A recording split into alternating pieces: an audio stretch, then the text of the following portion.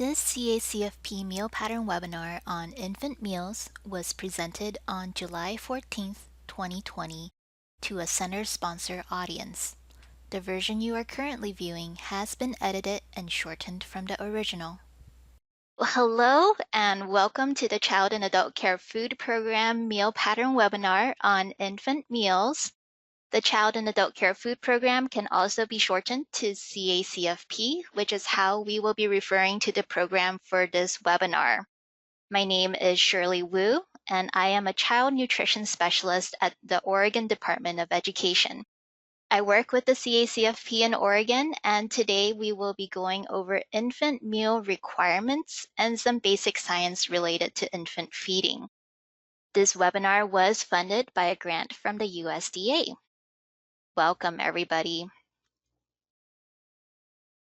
I'll be asking a few poll questions today throughout our training, just to make sure that you're following along and understanding our lessons. To help you get used to answering some of the polls, we're going to be starting off with a getting to know you question. I'm going to launch the poll in just a few seconds. Okay, and the poll is available now. So please answer the question available on the screen. How long have you been a childcare provider? Are you relatively new at 0 to 5 years? Have you been working 6 to 10 years, 11 to 15 years, 16 to 20 years, or are you super experienced at 20 plus years? So it looks like the vast majority is between 0 to 5 years and 6 to 10 years. It's pretty exciting, but it looks like we have a few people here with a lot of experience as well. So welcome, everybody. I'm very happy to have all of you here. And we're going to move on with our lesson. I'm glad that you are all able to make it on the webinar today, no matter if you are new to childcare or somebody who is already a master childcare provider. We do hope that you will be able to learn a little today about infant development, feeding infant requirements in the CACFP for those two age groups, and how to document infant menu. There are some different infant meal pattern resources that are available, and we'll go over those later on. And at the end, we'll have a few minutes to answer your questions from the chat box or questions tab. At the end of our webinar today, we hope you will take away an understanding of the basics of infant development and feeding, some knowledge of the CACFP meal pattern requirements for infants, and an understanding of the menu documentation requirements for infant meals. So let's start first with infant development. When we talk about infants for CACFP, we are referring to babies from newborn to the day that they turn 1 year old. During this time, infants go through a lot of changes. When it comes to their feeding skills, most newborns have very limited feeding skills. They are able to open and close their mouths, root, suck, and swallow only. This means that they are only suited to be fed breast milk or infant formula. Around the time that the infants turn 6 to 8 months, they start developing more skills. They start having better head control. They have the ability to start munching on food by moving their jaws up and down. And they start to have limited hand coordination, so they can start picking up items with their hands and fling it all over. So it's a really exciting time, since this often indicates that the baby is ready to start on solid foods. While these milestones typically take place around 6 to 8 months, infant development varies from baby to baby. Between 8 months and the baby's first birthday, they start to develop even more advanced feeding skills. They start being able to sit alone without support, develop a pincer grasp, and hold on to cups with 2 hands. It's during this time that most infants are able to eat a wide variety of solid foods, in addition to breast milk and formula. Again, infant development varies, so it's important to read the feeding skill cues instead of having all infants on the same feeding track. Because infants have such different needs, childcare providers should be using responsive feeding techniques with the infants in their care. This means that childcare providers should feed infants on demand instead of on a schedule. This helps infants to develop their hunger signals and set them up for healthy eating habits down the line. Responsive feeding means that a childcare provider only feeds an infant when the infant shows signs of hunger. And then the childcare provider will stop feeding once the infant shows signs that they do not want to eat anymore or that they are full. So what does that look like? What do hunger signals look like? Experienced childcare providers can often recognize the early hunger signals. They include getting excited when they see food, rooting, which is when an infant turns their face closer to a touch, making sucking noises or motions, moving their heads towards food or spoons, reaching towards food, or opening and closing their mouths. So sometimes people think of crying as the only sign of hunger, but this is actually a late sign of hunger. It's often easier and much less stressful for both you and the baby to recognize and start feeding with early hungry signals. After the baby has been feeding for a while, you may notice signals that they are full.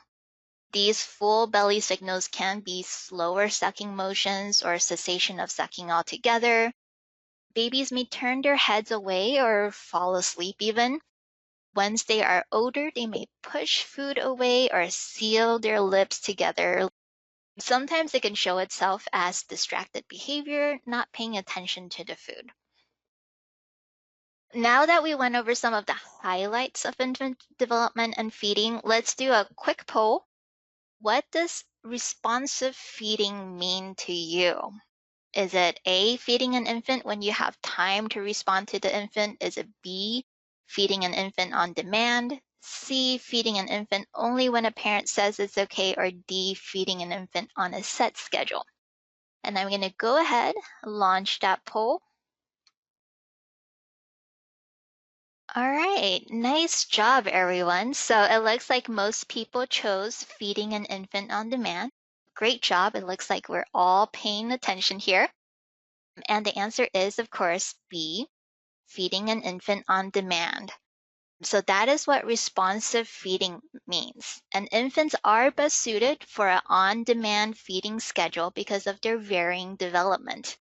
Feeding infants on a strict schedule may result in fussier babies who go too long between feedings, so they might start crying and be harder to feed. Or they might actually be fed when they're not hungry yet, and so you'll have those very distracted babies. Similarly, while parents may provide a schedule for feeding, note that your schedule during the week may look very different from the schedule they have at home. And it's okay to pay attention to an infant's hunger signals instead. In these cases, it's a good idea to discuss your feeding practice with the parents or guardians first. And so we do want to emphasize having good communication skills with the parents. We do know that responsive feeding is the best method of feeding for infants, and CACFP do follow these same guidelines. In CACFP, sponsors and providers can be reimbursed for meals and snacks that follow responsive feeding guidelines, which meet the needs of growing infants. This provides for mealtime flexibilities with infants and allows infants to start on solid foods when they are developmentally ready. In all cases, it is best practice for a child care provider to work with your infant's parents or guardians to figure out how to best feed the infant while at your center or daycare home. While the infant meal patterns have some flexibilities, there are also requirements that have to be met. Because of the infant development timeline, infant feeding is divided into two different age groups. The first age group is 0 to 5 months. The second age group is 6 to 11 months. On the child's first birthday, they will move on to the child meal pattern. On the screen, you see the Oregon Department of Education's infant meal pattern chart there on the right. This chart shows you all of the required meal pattern components for each age group. The requirements for the 0 to 5 months are listed in the middle column, and the requirements for the 6 to 11 months are listed in the right column. The CACFP only reimburses up to 2 meals and 1 snack, or 2 snacks and 1 meal per infant per day. So this means that a childcare provider with regular hours from, let's say, 7 a.m. to 5 p.m. can be reimbursed for serving a breakfast, a lunch, and a PM snack to one infant. Or they might get the infant a little later in the day, and so they might be serving the infant a morning snack, a lunch, and an afternoon snack. This is true for both infants, children, and adults participating in the CACFP, that CACFP only reimburses up to a certain number of meals and snacks. And so all meals and snacks that are served must meet meal pattern requirements for their age group in order to be considered reimbursable. So today we're only going to be focusing on the infant meal pattern. Let's look at the requirements for the 0 to 5 month age group first. The only requirement for this age group is 4 to 6 ounces of either breast milk or iron-fortified infant formula for all reimbursable meals and snacks. If you are serving breast milk, the breast milk can be expressed, meaning it is pumped and safely stored in a bottle. Or if the mother wants to, they can also breastfeed the infant on site. In both cases, you can be reimbursed for CACFP because parents can provide one component of CACFP meals. USDA and ODE strongly encourages all child care sites to provide a safe and quiet space for breastfeeding infants if you have mothers who choose to breastfeed on site. USDA has stickers that you can order to indicate that breastfed babies are welcome at your site. And you can see an image of the sticker on the screen to the top left. If you have parents or guardians who provide expressed breast milk, make sure that safe handling practices are used. Remember that all bottles must be labeled, and if you have multiple infants in your care, you must always check the bottle for the infant's name before serving. After you feed the infant, the bottles should be used within 2 hours from the beginning of feeding. In general, fresh breast milk should only be kept in the refrigerator for up to 72 hours. And if you have frozen breast milk that has been thawed, that should be used within 24 hours. You will want to refer to your local health and sanitation office and follow their policies instead, especially if they're more strict. If you do have mothers who want to breastfeed or pump on site and you want to figure out what is included in a breastfeeding-friendly environment, here's a quick visual guide. If possible, have a private and quiet space for mom to pump or feed. Have a comfortable chair for mothers to sit down and cradle their infants or pump.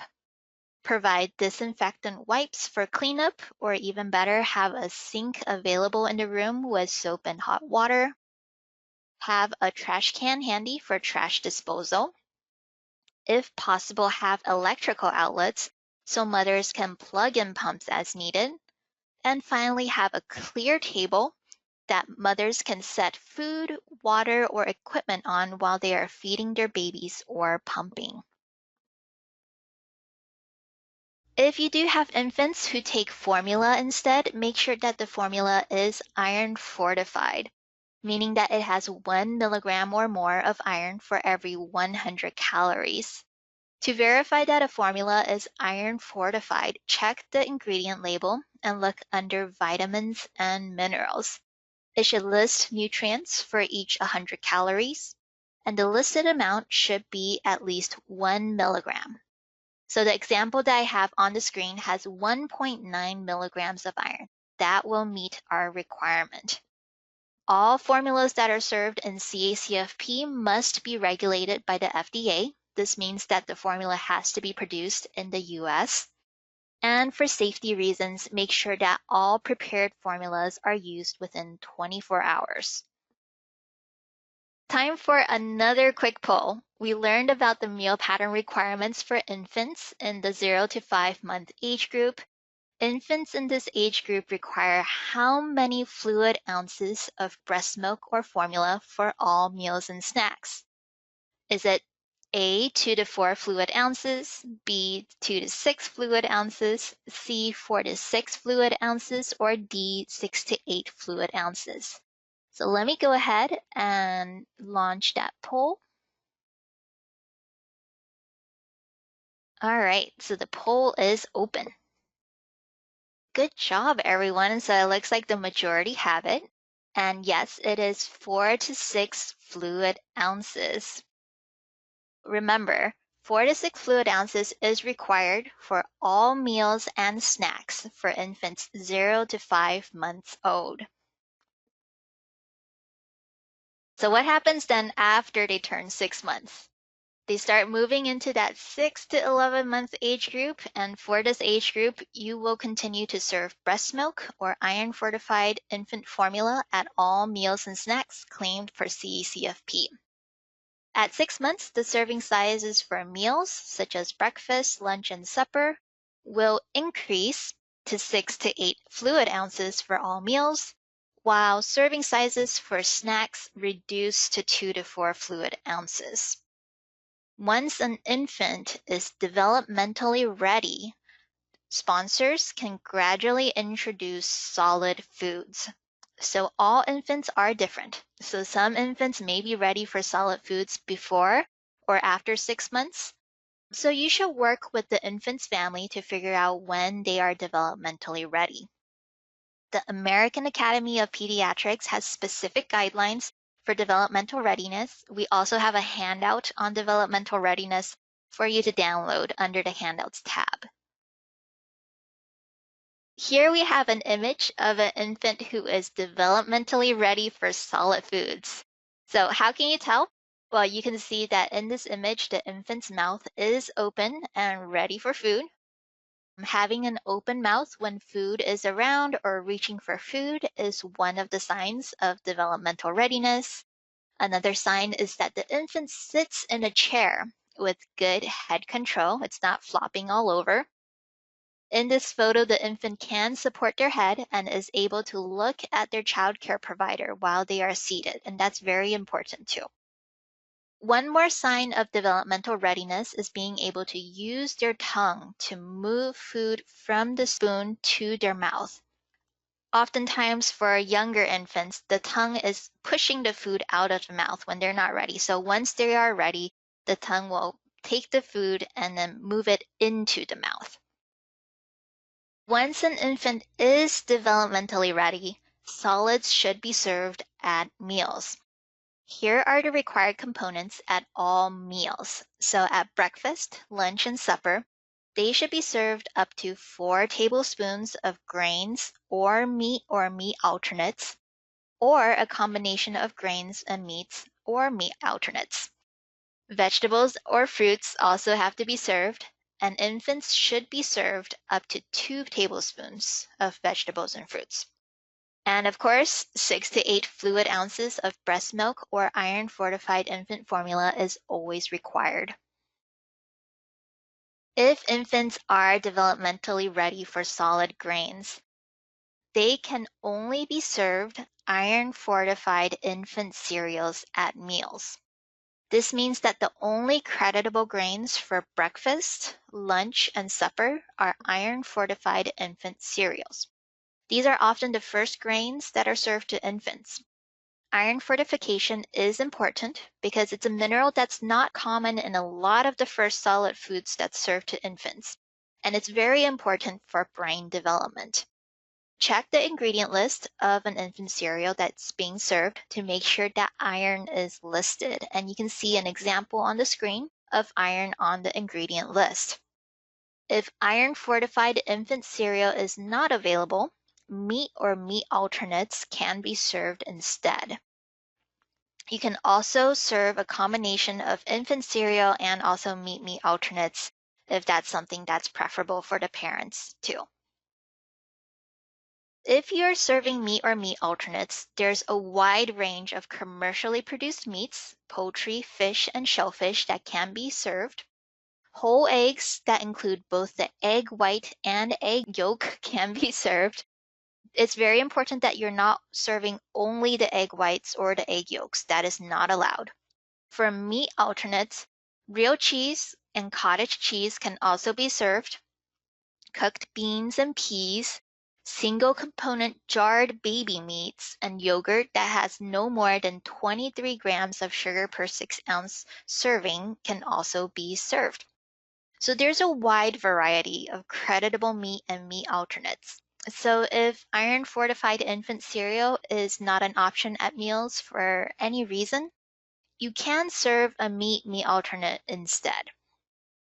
And again, this is important because of all of the iron that's available in these meat or meat alternates or iron fortified infant cereal. Vegetables and fruits too are required once they're developmentally ready, and these are a great way to add color and variety to an infant's meal. Vegetables and fruits are required up to 2 tablespoons, and they can include fresh, frozen, or commercially canned vegetables and fruits. Jarred or pouched baby foods, including combination vegetable and fruit baby foods, such as squash and pear pouches, are allowed. Remember to consider the food texture and the size of the vegetable or fruit when serving infants. Things like grapes, cherry tomatoes, and hard carrots can all pose choking hazards. So while 100% fruit juice is creditable for the child meal pattern, it is not creditable for the infant meal pattern, since juices lack the fiber and nutrients that a baby needs for growth. Moving on to snacks. At snack time, the components for developmentally ready infants are a little different. Up to 4 tablespoons of grains are required, with no option to substitute meat or meat alternates. However, more grain options are allowed. While the only grain option for infants at mealtimes are iron-fortified infant cereals, at snack time, ready-to-eat cereals, bread slices, and crackers are also allowed in addition to the iron-fortified infant cereal. Up to 2 tablespoons of vegetables or fruits are still required at snack time. And then finally, 2 to 4 fluid ounces of either breast milk or iron-fortified infant formula will be required. In addition to iron-fortified cereals, creditable grains at snack again includes ready-to-eat breakfast cereals that meet the sugar limit of having no more than 6 grams of sugar per dry ounce, as well as breads, crackers, tortillas, waffles, and bagels. Please note that these additional grain items, again, are only allowed at snacks. The only grain item that is allowed for infants at mealtimes is only iron-fortified infant cereal. When we talk about ready-to-eat cereals, these are the cereals you find in a typical cereal aisle. All cereals that are served to infants, children, and adults in the CACFP must meet sugar limit thresholds of no more than 6 grams of sugar per dry ounce. If you need resources that help you figure out whether your cereals meet sugar limit requirements or not, check out the ODE CNP CACFP meal pattern and menu planning page. Ready-to-eat cereals must also either be fortified, enriched, or whole grain. You might also find cereals that are sold as infant puff cereals. These cereals are meant to be transitional foods for infants, and they can also be considered the same as ready-to-eat cereals as well. Make sure that these infant puff cereals meet the same requirements as other ready-to-eat cereals by meeting sugar limit thresholds and also enrichment requirements. And again, this is only allowed at snack time. So vegetables and fruits, again, for snacks are required, and they're exactly the same as meals, so less exciting here. Fresh, frozen, commercially canned, all okay. Jarred baby foods with vegetables and fruits are okay as well. The one thing that is not okay are juices. Along with juices, there are some other foods that are not allowed in the infant meal pattern. Some of these foods are not allowed in CACFP at all for any meal pattern, since they do pose a safety hazard. So this includes homemade yogurt and home canned products. Other items are not allowed due to CACFP meal pattern requirements that removes food items with excess sugar, salt, or fat, or that they have low amounts of nutrients. And these include stuff like yogurt that exceeds sugar limits, yogurt products such as frozen yogurt or drinkable yogurt. It includes cream cheese, cheese products, cheese foods and imitation cheeses, freeze-dried fruits and snacks, grain-based desserts, and dessert baby foods. Finally, on this list, you have items that are only non-creditable and not allowed in the infant meal pattern because of the unique needs of infants.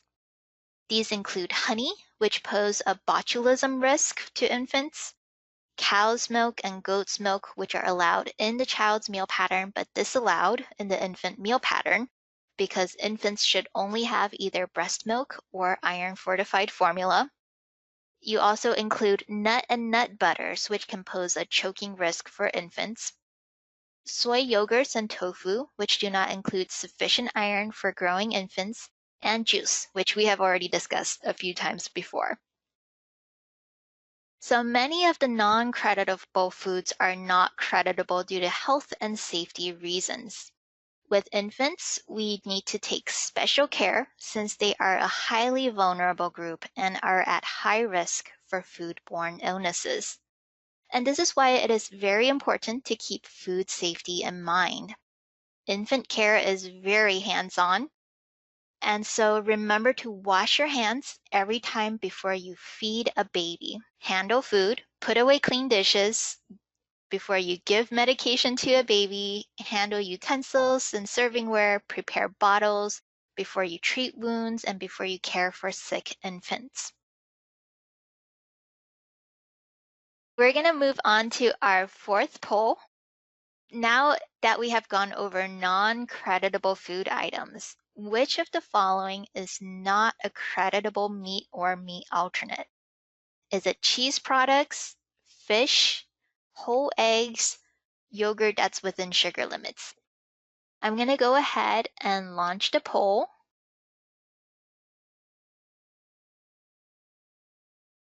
And survey says cheese products, and you guys are correct.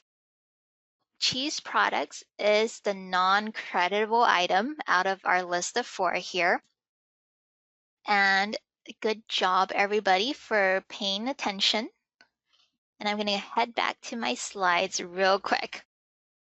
Cheese products is not a creditable meat or meat alternate because while real cheese, such as cheddar or mozzarella, is creditable, cheese products include added oils, and so they do not have enough protein to be considered a creditable food item for CACFP. Fish, whole eggs, and yogurt, they all are creditable meat or meat alternates, and this is yogurts that meet our sugar limit thresholds. It would be a totally different story if I had said yogurts that is exceeding our sugar limit. These are all creditable meats, fish, whole eggs, and yogurt in our CACFP infant meal pattern or even the child and adult meal pattern. All right, great job, everybody. Now that we have finished going over the main meal pattern requirements for infants, remember that the infant meal pattern is flexible. So you can serve less than a minimum portion of solids when the infant is not yet developmentally ready for it. And also, since we are implementing responsive feeding, you can also serve infants outside of regular meal times. This doesn't mean that anything goes with infant meals, however. You do want to be consistent with the food served. And once solids are introduced, meals and snacks will only be reimbursable as long as solids are consistently provided. This means that once a component is provided, you must continue to provide the component unless a medical exemption is requested. So work with your parents and guardians, make sure those foods are safe, and then feed within those parameters. And sometimes you may have parents who want to provide the foods that are served to an infant. And this is okay. parents can provide up to one component in a reimbursable meal or snack. However, note that the sponsor must provide all other required components. Let's take a look at 3 different examples. In the first example, you have a 4-month-old infant who only needs breast milk or formula. The parent decides to provide expressed breast milk for all meals and snacks. So would these meals and snacks be reimbursable? And the answer would be yes. And this is because the parent is only providing one component. Moving on to our second example, you have a 7-month-old infant who is starting to eat solids, and the parent has been providing an iron-fortified infant cereal, but the daycare provider is providing the iron-fortified infant formula. Would the infant's meals and snacks be reimbursable? Again, the answer is yes. So the parent, again, only provided one component, that was the infant cereal, and they can choose to provide a solid food component as long as the daycare provider or the daycare center supplies all other components. And in this case, that would be the iron-fortified infant formula. Finally, for our last example, you have a 9-month-old infant whose parents are providing both an infant formula and also fruits. The daycare provider gives all of the solid foods, including grains, meats, and vegetables during the day. Would this infant's meals and snacks be reimbursable? And the answer is no. In this case, even though the daycare is providing all the other components, because the parent provided 2 components for each meal and snack, those meals and snacks are not reimbursable. While families can choose to provide breast milk or their own infant formulas, do know that sponsors are required to offer at least one type of iron-fortified infant formula. So again, all infant formulas must be FDA regulated and have at least 1 milligram of iron per 100 calories. If parents and guardians want, they can decline the iron-fortified infant formula that is provided by you, the center or sponsor.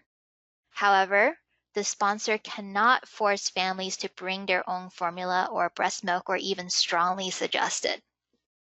This is why we are providing the reimbursements to you.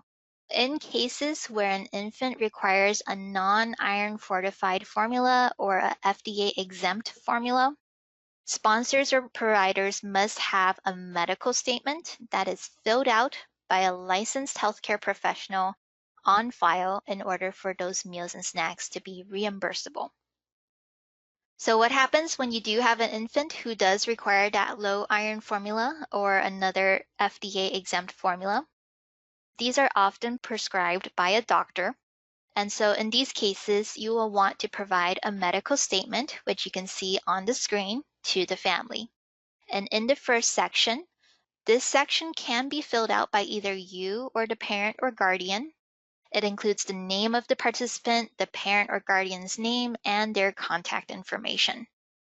The next section will need to be filled out by a licensed healthcare professional, preferably the one who prescribed the formula. And in these sections, the doctor or other licensed healthcare professional will need to describe the major life activity or bodily functions impacted by the impairment, which restricts the diet. The second part will be to include a meal accommodation plan. And finally, the foods to be substituted. In these cases, the alternate formulas. So once this is returned to your sender, you will fill out that last section at the bottom indicating what you plan to serve and put in a signature and date. If you need a copy of the medical statement form, this is available on the ODE-CNP website. If your families have a doctor's note that includes all of the same information, you can accept that note as well. The important thing is to have the right information so you know what to serve. So due to the flexibilities that are provided to infants, the documentation required is very different compared to meals in the child meal pattern. Since all infants have varying needs and each infant is on a different stage of development, every infant will need to have their own daily menu records. On the screen are 2 daily infant menu records, one for the 0 to 5 month age group and the second for the 6 to 11 month age group. So each of these templates provide a table that lists out the requirements for each meal and snack. Actual food served should be listed, although serving sizes are not required if you are using the ODE templates shown on the screen. If you do have any parent-provided components, they have to be documented on the menu. All sponsors should be using the ODE-provided templates unless you have prior approval to use your own infant menu templates. These templates can be downloaded from the ODE CNP CACFP meal pattern and menu planning page. Let's move on to our final poll. We have Sam, who is a 7-month-old infant who is ready for solids. And his parents provide breast milk for all of his meals. His dad has indicated that they would like him to have only organic vegetables and fruits. Since your center is not able to guarantee that all vegetables and fruits served will be organic, Sam's parents has started to provide pureed vegetables and fruits for all of his meals and snacks. Take a look at this scenario. Are Sam's meals and snacks reimbursable? A for yes, B for no. I'm going to close the poll. So how did you all do? All right, great job, everybody. The majority again have it. Sam's meals and snacks are not reimbursable. Why is that? Well, in our scenario, his parents are providing more than one component. So they're already providing the breast milk, and now they want to provide the vegetables and fruits. Even though the center might be providing everything else, they might be providing grains, meats, they're still not providing all except one of the components. So remember, parents can only provide one component maximum. We're moving on to our final slides. Throughout this training, we did look at a lot of different resources, and a good portion of this training can be found throughout the Feeding Infants Guide. This is the one that's listed on the left-hand side of the slide. The Feeding Infants Guide is a handbook on meal pattern requirements, food safety, and general infant feeding that was produced by USDA. It's a great resource, and it's available for you to download from our handouts tab today. If you do want to have a paper copy or a Spanish language copy, you can order a free copy from USDA's website, and we have a link to that in the chat box. And all of the other resources from today and plenty more can also be found on our ODE CNP CACFP meal pattern and menu planning page. You can see the main page here on our screen. So check out this page and take a look at some of the resources that's available.